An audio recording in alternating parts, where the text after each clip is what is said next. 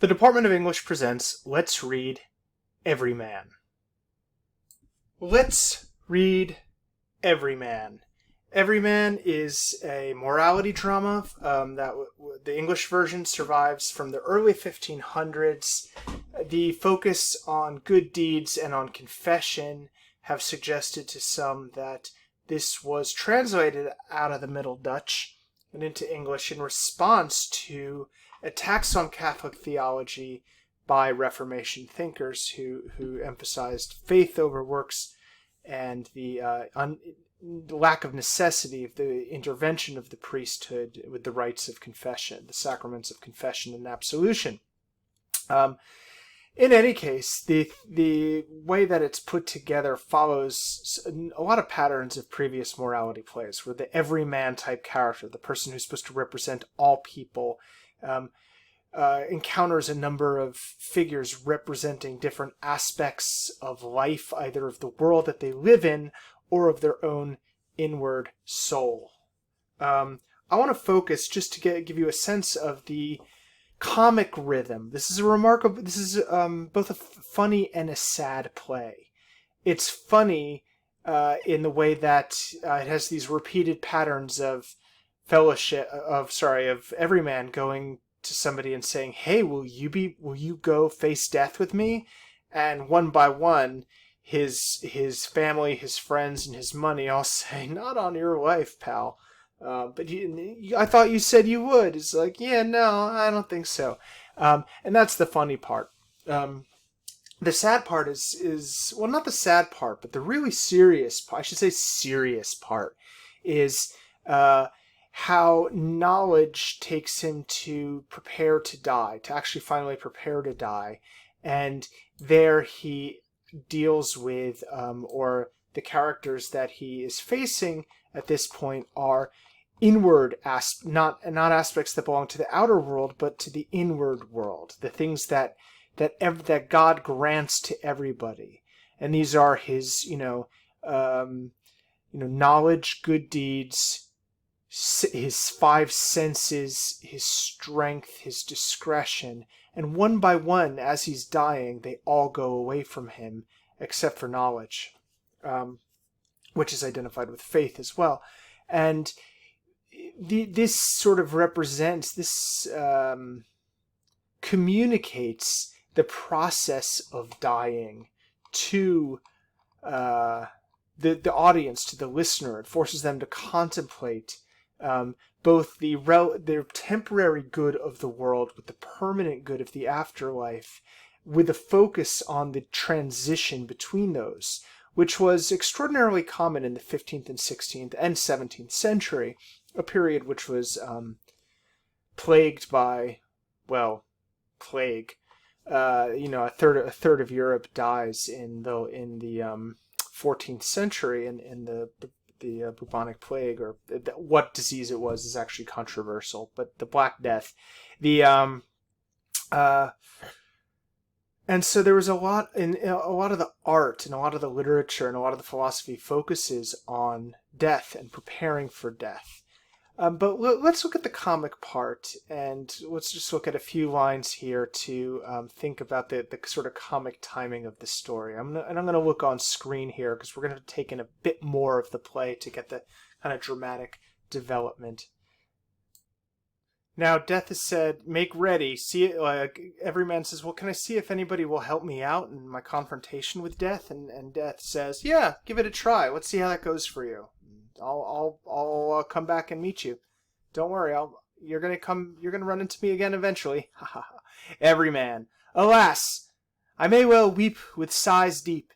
Now have I no manner of company to help me in my journey, and me to keep. And also my writing is full unready. How shall I do now for to excuse me? I would to God I never had been got. To my soul a full great profit it had been. For now I fear pains, huge and great. The time passeth. Lord, help that all wrought, for though I mourn, it availeth not. The day passeth and is almost agone. I wot not well for what to do. Wot is an old word meaning to know, related to wit and wisdom. To whom were I best my complaint to make? What if I to fellowship thereof spake, and showed him of this sudden chance?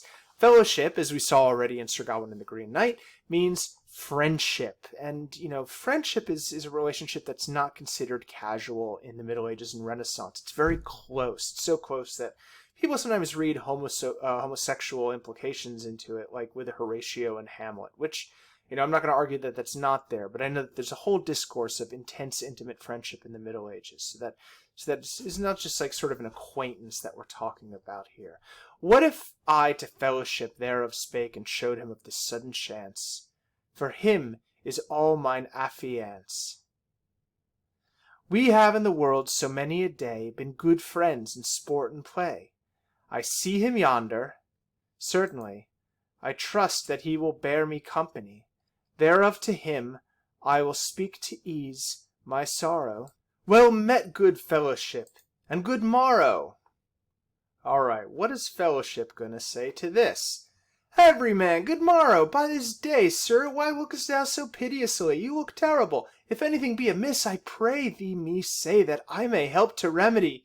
Yea, good fellowship, yea, I am in great jeopardy. My true friend, show to me your mind. I will not forsake thee to my life's end in the way of good company. Oh, to my life's end.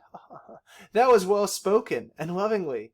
Sir, I must needs know your heaviness. I have pity to see you in any distress. If any have wronged ye, shall revenged be, though I on the ground be slain for thee, though that I know before that I should die. Oh, verily, fellowship, gramercy. Tush! By thy thanks I set not a straw. Show me your grief, and say no more. If I my heart should to you break, and then you do turn your mind from me, and would not me comfort when you hear me speak, then should I 10 times sorrier be. Sir, I say as I will do indeed. We're really building it up here. Fellowship has already said here, several times in several ways, I would die for you, my friend. And Everyman's like, oh man, I really hope you mean it. Really hope you mean it. Sir, I say as I will do indeed. Then be you a good friend at need. I have found you true here before, and so ye shall evermore, for in faith, and thou go to hell, I will not forsake thee by the way. Ye speak like a good friend, I believe you well. I shall deserve it, if I may. I speak of no deserving by this day, for he that will say and nothing do is not worth with good company to go. Therefore show me the grief of your mind, as to your friend most loving and kind. I shall show you how it is. Commanded I am to go a journey, a long way, hard and dangerous, and give a straight count without delay before the high judge Adonai. Therefore I pray you, bear me company, as ye have promised in this journey. That is matter indeed. Promise is duty. But if I should take such a voyage on me, I know it well it should be to my pain. Also it makes me afeard, certain. But let us take counsel here as well as we can, for your words would fear a strong man. Why, ye said if I had need, you would never me forsake, quick nor dead, though it were to hell truly. So I said, certainly. But such pleasures be set aside, the sooth to say. And also, if we took such a journey, when should we come back again? When should we come again? I was like, yeah, okay, let me learn more about this trip that you have in mind. You said you would do anything for me. Yeah, I know. What? Okay, sure, whatever. If I go on this trip to you, when do we come back again? Nay, never again till the day of doom. In faith, then will not I come there. Who hath you these tidings brought? Indeed, death was with me here. Now by God that all hath brought, if death were the messenger, for no man that is living today, I will not go that loath journey, not for the Father that begot me. Ye promised otherwise, pardy. I wot well I say so truly, and yet if thou wilt eat and drink and make good cheer, or haunt to women the lusty company, I would not forsake you while the day is clear. Trust me verily. It's like, I'll do anything with you. I promise. Oh yeah, will you go on a dangerous journey that we'll never come back from and probably die? No, no, no. I meant like if you want to go like party, I'll go with you. Yea, there too ye would be ready to go to mirth, solace, and play. Your miner would sooner reply than to bear me company in my long journey. This pattern kind of repeats itself with kinship. I hope the scrolling isn't problems. And then he meets, and I really love the encounter with goods. And goods means wealth, stuff, right? He's like saying, stuff, you'll help me out. I think it was translated as stuff in the production that was put on by our Department of Theater and Dance earlier this semester, or at the end of last semester. Who calleth me? Everyman, what hast thou haste? I lie here in corners, trussed and piled so high, and in chests I am locked so fast. Also sacked in bags, thou must cease with an eye. I cannot stir, in packs low I lie. And I like to imagine that when this was performed, there was just a dude, or maybe a lady, but probably a dude, dressed like in stuff, like sitting there in a chest, like, hi, I'm things. What would ye have lightly me say? Come hither, good, in all the haste thou may, for of counsel I must desire thee. Sir, if ye in the world have sorrow or adversity, that can I help you to remedy shortly. Now, he's very careful with his words, like a lot of them are. Goods never lie. He says, in the world. If you have sorrow or adversity, in the world. That is to say, this world, right? Not the next world.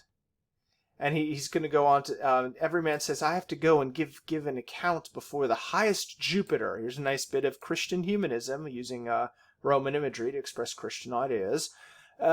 He said, it's ever said among that money maketh all right that is wrong. Oh, nay, Everyman, I sing another song. I follow no man in such voyages, for if I went with thee, thou shouldst fare much the worse for me.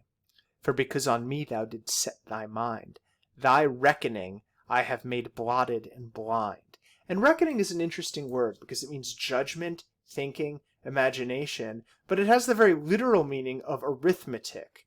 So it's like, money has made your ability to do accounting, to measure up the value of things, bad.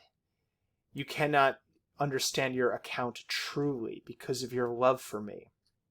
This is not a kind of Christianity being advertised here that understands money and wealth and the love of money as a sign of election unto itself. And this perhaps also speaks to a Catholic rather than a Protestant bearing for this text. Although it was really the whole idea of wealth as a sign of grace, something that comes later in the 16th century and survives to this day in the form of, for example, like prosperity gospel and stuff like that.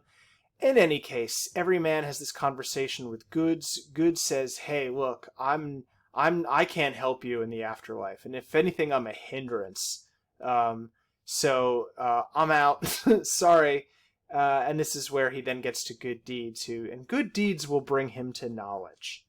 This is where it sort of takes a turn from increasing despair and increasing worldliness towards, he goes on a spiritual journey. He kind of bottoms out here and then finds his way towards where he needs to go. In a sense, this play articulates very clearly what I think is one of the main themes of a lot of the literature that I have assigned in this class, and a lot of English literature in the Christian tradition, going back to the Old English elegies that we read in week 1. And that is to say, what good is the world? What is the world to us? How much do we get from the world, right? And when I say the world, I mean this world. I mean what in Latin is called saeculum, the century, this age, the time and things that surround us. This is where we get the word secular from, which has a different meaning before the 19th century than it does at this time, before the invention of so-called secular society. There's no such thing as secular society before the 18th century. Everyone is presumed to be a believer, and everything is understood in the context of faith. And in this context, these texts grapple with how we as human beings balance the spiritual claims of revealed religion against the claims of desire for the things of this world, those principally being money, fame, power, and pleasure. We will, but also more and more knowledge, worldly knowledge, not religious, revealed knowledge of the kind that we find in Everyman. And this brings us to the tragical history of Dr. Faustus, who a teacher once described him as a quote-unquote Renaissance man paying a medieval price. That's a thesis, and all theses are, I think, subject to argumentation. So I look forward to getting into that with you, but that's enough for this video. Thanks for reading Everyman with me. Bye.